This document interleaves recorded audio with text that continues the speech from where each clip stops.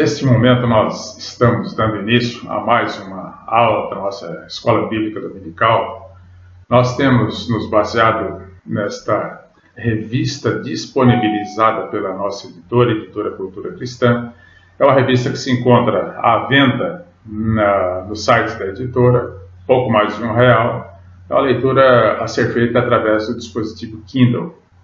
Bastante interessante, bastante barato. E se os irmãos se interessarem, podem então baixar na plataforma da nossa Igreja Presbiteriana, Editora Cultura Cristã. Hoje nós estaremos estudando a lição de número 3 dessa revista, Carta à Igreja em Éfeso. E estaremos nos baseando no livro de Apocalipse, capítulo 2, versículos de 1 a 7, onde João escreve o que foi ditado por Cristo para que fosse encaminhado a essa igreja. Gostaria de te convidar então a fazer a leitura desse texto, Apocalipse 2, de 1 a 7. Leia comigo, acompanhe pela tela. Apocalipse 2, de 1 a 7, então diz assim a palavra de Deus. Ao anjo da igreja em Éfeso, escreve, é Jesus dizendo para João, escreve a essa igreja. Estas coisas diz aquele que conserva na mão direita as 7 estrelas e que anda no meio dos 7 candeeiros de ouro. Conheço as tuas obras, tanto o teu labor como a tua perseverança, e que não podes suportar homens maus, e que puseste à prova os que a si mesmos se declaram apóstolos e não são, e os achaste mentirosos. E tens perseverança, e suportaste provas por causa do meu nome, e não te deixaste esmorecer. Versículo de 4 a 7, final do nosso texto. Tenho, porém, contra ti que abandonaste o teu primeiro amor. Lembra-te, pois, de onde caíste. Arrepende-te e volta à prática das primeiras obras. E se não, venho a ti e moverei do seu lugar o teu candeeiro, caso não te arrependas. Tens, contudo, a teu favor que odeias as obras dos nicolaítas, as quais eu também odeio. Quem tem ouvidos, ouça o que o Espírito diz às igrejas. Ao vencedor dar-lhe-ei que se alimente da árvore da vida que se encontra no paraíso de Deus. Esse é o recado de Jesus, então, à igreja residente ou situada em Éfeso. Nós vemos que tem alguns elogios, tem alguma reprimenda, algo que merecesse ser corrigido. Eu gostaria de fazer alguns destaques do que nós estaremos evidenciando durante o nosso estudo. Primeiro bloco, de 1 a 3, versículo de 1 a 3, eu gostaria de destacar esses aspectos que você vê a cor azul. Ao anjo da igreja em Éfeso escreve estas coisas, diz aquele que conserva na mão direita. O que significa isso? As 7 estrelas significa isso. Que anda no meio dos 7 candeeiros de ouro. Também veremos o que podemos entender a esse respeito. Conheço as suas obras. Jesus, então, declara que conhece o que é que a igreja vinha fazendo. E esses aspectos evidenciados nós estaremos ressaltando.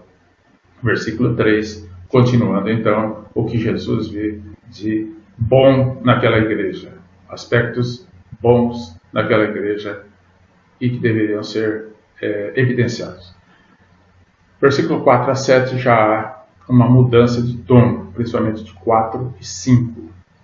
Tenho, porém, contra ti, que abandonaste o teu primeiro amor. Lembra-te, pois, de onde caíste, arrepende-te e volta à prática das primeiras obras. Se não, aí vem o que aconteceria à igreja se não se arrependesse e se não corrigisse a postura. Jesus volta, depois do capítulo 6, versículos 6 e 7, a elogiar aquela igreja. Versículo 6, um elogio, e o versículo 7, uma promessa. Estaremos estudando esses aspectos para que nós possamos tirar lições para os nossos dias de hoje. Para a gente se situar dentro do contexto, eu gostaria de fazer um breve comentário a respeito da lição de número 1, que foi dada há 15 dias atrás, e da lição de número 2, que foi dada semana passada.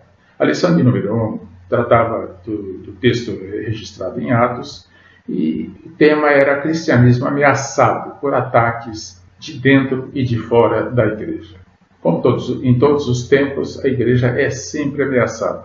Mas naquela época, as ameaças eram mais evidentes, mais aparentes. E nós aprenderemos como a igreja foi orientada a reagir a esses problemas. Essas 7 igrejas que estão registradas em Apocalipse, que Jesus Cristo então pede a João, manda a João, ordena a João que escreva a elas para que tenham postura diante da crise, são as situadas na costa ocidental da Ásia.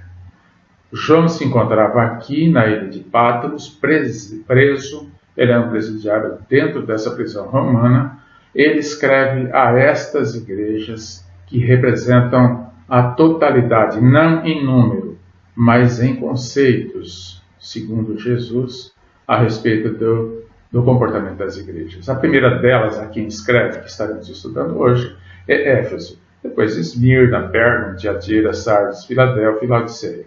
Essas igrejas que estavam situadas na costa ocidental, ou a oeste da Ásia. Esta região é a região da Ásia Menor, considerada uma região bastante evangelizada já naquela época. Então, a lição de número 1 tratou do problema do cristianismo ameaçado pelas igrejas da época. A lição de número 2, semana passada você estudou isso, identifica o livro de Apocalipse como revelação de Jesus Cristo.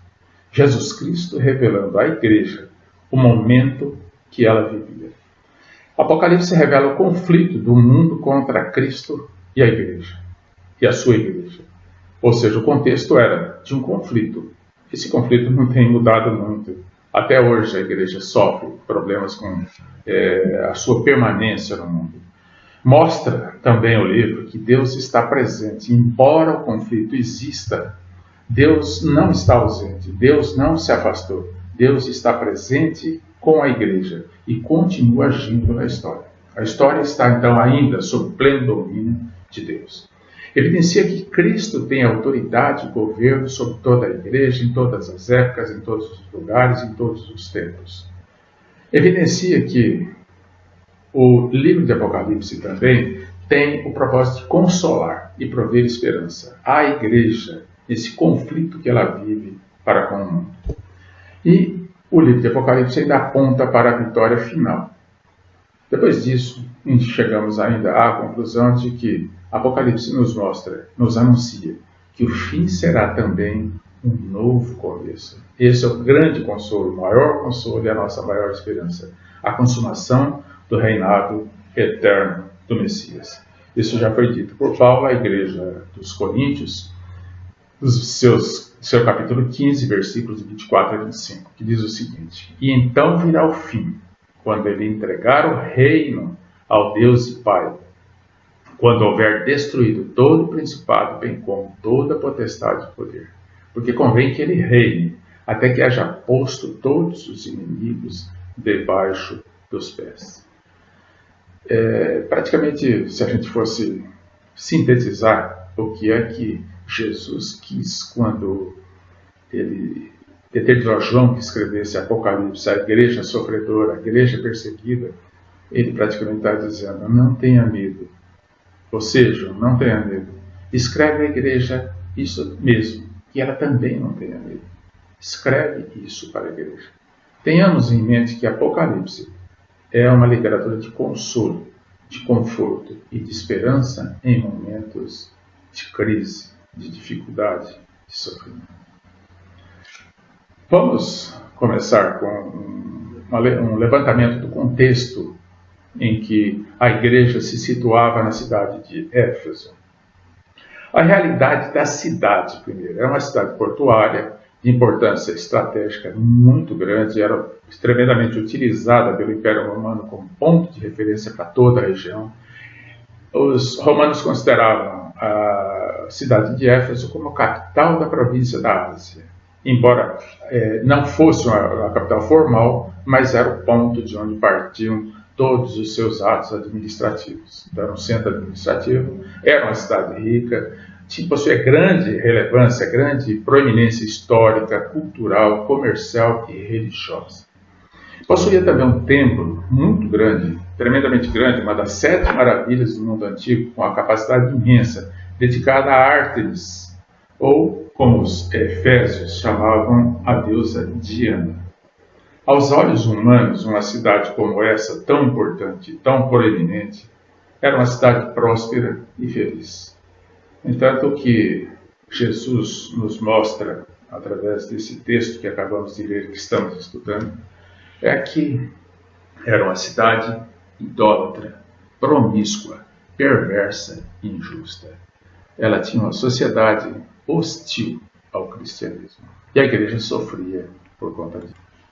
Bom, diante dessa realidade que a gente percebe da igreja em relação à cidade, se a gente acrescentar que os judeus locais não favoreciam a existência dos cristãos, eles eram isolados, eram discriminados e eram expostos continuamente à perseguição romana. Então a dificuldade era grande e o sofrimento da igreja em Éfeso era uma realidade bem presente e bem marcante.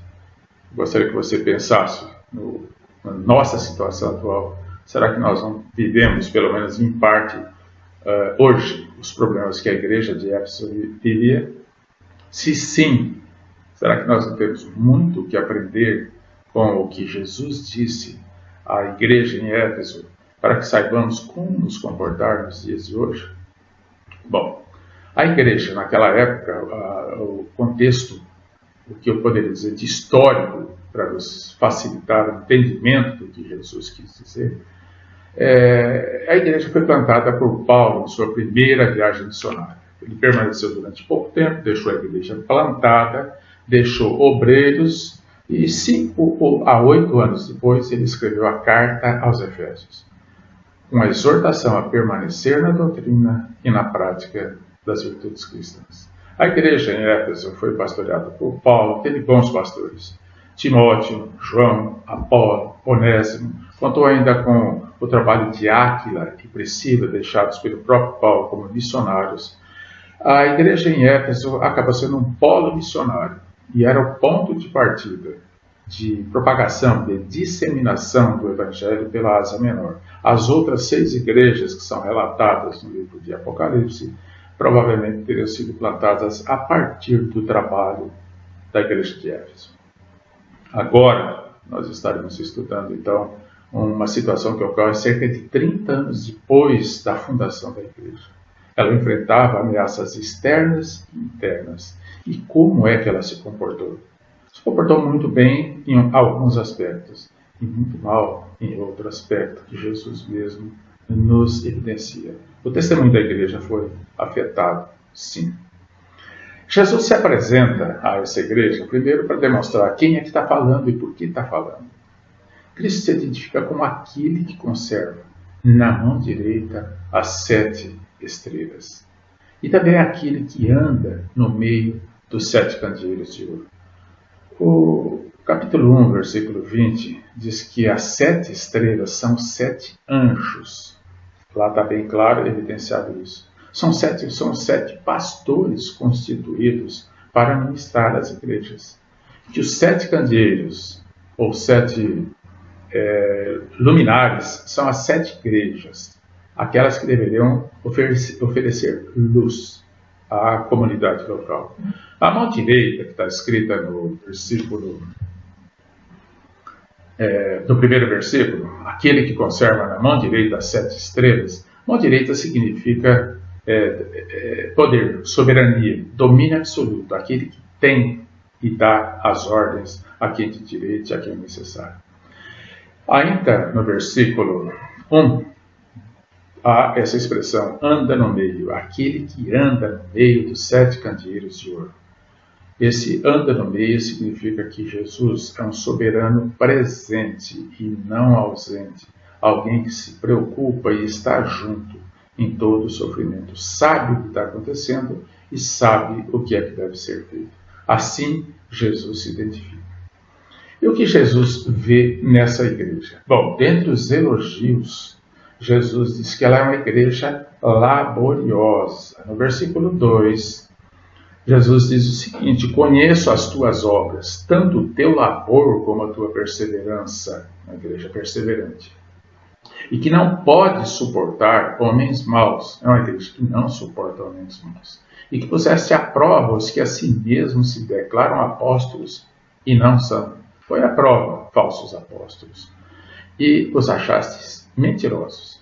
E tens perseverança, e suportaste provas por causa do meu nome. E não te deixaste esmorecer. É o final do versículo 3. Então é uma igreja que é laboriosa, perseverante, não se alinha com homens maus, não se alinha com falsos apóstolos, falsos profetas, falsos mestres, suporta provações e não esmorece. São elogios muito significativos, principalmente pelo contexto de perseguição que essa igreja vivia. No entanto, agora vem o destaque para a reprimenda, ou o destaque para o que Jesus considera errado naquela igreja. No versículo 4. Tenho, porém, contra ti que abandonaste o teu primeiro amor. Talvez por autodefesa, diante do contexto, diante das ameaças, diante da dificuldade de sobrevivência naquela sociedade, ou por apatia, que 30 anos depois a igreja já estava cansada. A igreja deixou de exercitar a maior de todas as virtudes, que é o amor. Jesus deixa isso claro. E Paulo também nos deixa em 1 Coríntios 13, versículo de 1 a 3, no próprio encerramento, que se não tiver amor por 3 vezes, Paulo diz, nada disso se aproveitará, eu nada serei. E ele conclui o versículo 13, entre fé, esperança e amor, o maior destes é o amor. A igreja parou de praticar a maior das virtudes cristãs, o amor. Mateus 22, 37 a 40 diz que devemos amar a Deus acima de todas as coisas e amar ao próximo como a nós mesmos. Isto evidencia que não há cristianismo sem a expressão vertical de amor a Deus e sem a expressão horizontal do amor ao próximo, do amor aos nossos irmãos, do amor para com o perdido. E isso tudo simultaneamente. Ao mesmo tempo devemos exercer essas duas vertentes do amor cristão, vertical para com Deus e horizontal para com Deus. Na sequência, Jesus faz um chamado à igreja para que ela se volte ao arrependimento. Versículo 5 diz, lembra-te, pois, de onde caíste. Arrepende-te e volta à prática das primeiras obras, à prática do amor cristão.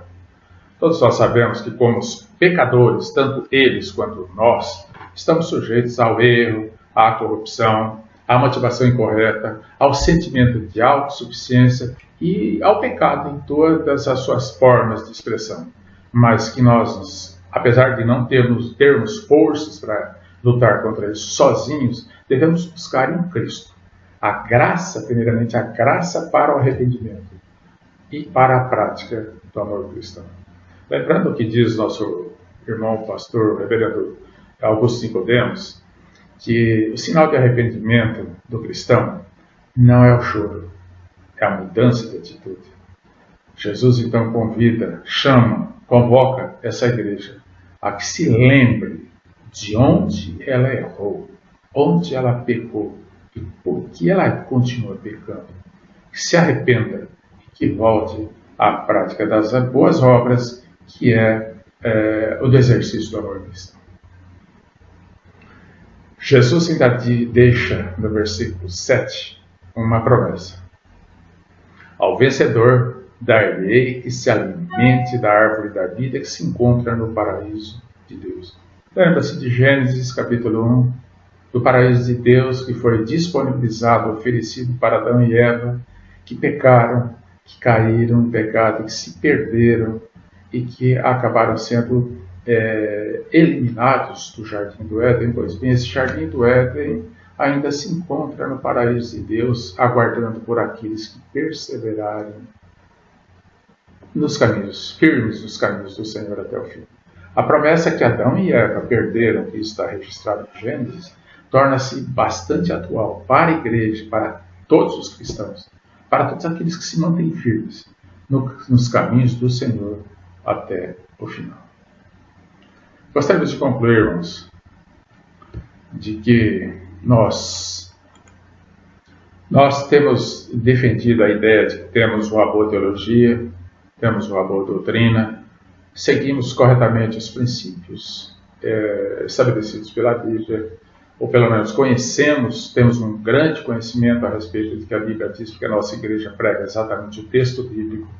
Mas, no entanto, devemos aprender com Jesus, que diz para nós no versículo 7, quem tem ouvidos, ouça o que o Espírito diz às igrejas. O Espírito está permanentemente, continuamente nos dizendo que o conhecimento é bom, a teologia saudável é boa, as doutrinas saudáveis são boas, mas a prática do amor cristão é um complemento necessário. Precisamos crescer no amor sincero a Deus a partir de que nós sabemos a respeito de Deus. Temos que confrontar quem é Deus com quem nós somos. Temos também que praticar o amor sincero ao próximo. Saber que o próximo é tão digno diante de Deus quanto qualquer um de nós. Aliás, somos todos indignos, mas nós não temos preferência nem primazia. Temos que exercer o nosso amor, anunciar, falar tudo aquilo que Deus quer que nós levemos ao conhecimento de outras pessoas. Uma igreja que não tem amor será reprovada aos olhos de Deus, como vimos nesse pequeno estudo sobre a carta escrita por João, por ordem de Jesus, à igreja em Éfeso, que era uma igreja muito saudável, mas muito pouco operante em termos de amor. Sintetizando, aprender de Jesus é aprender a amar. Que saibamos levar isso às últimas consequências. E vamos reconhecer que uma boa teologia é ótima, mas uma boa teologia com uma boa prática, aí sim, isso é bom, isso é ótimo. E é o que nós devemos praticar e fazer no nosso dia a dia. É um desafio para todos nós. A nossa igreja sofre perseguições, embora não seja assim tão evidente, tão aparente. Mas toda a igreja cristã que aplica os princípios bíblicos, ela sofre perseguição, porque a igreja é um encontro na sociedade. Nós temos princípios, nós estabelecemos limites, e esses limites não são bem-vindos para a sociedade. Temos que ter uma apologia, sim, boa teologia, mas uma boa prática. Aí sim. Que Deus nos abençoe. Tenha um bom domingo.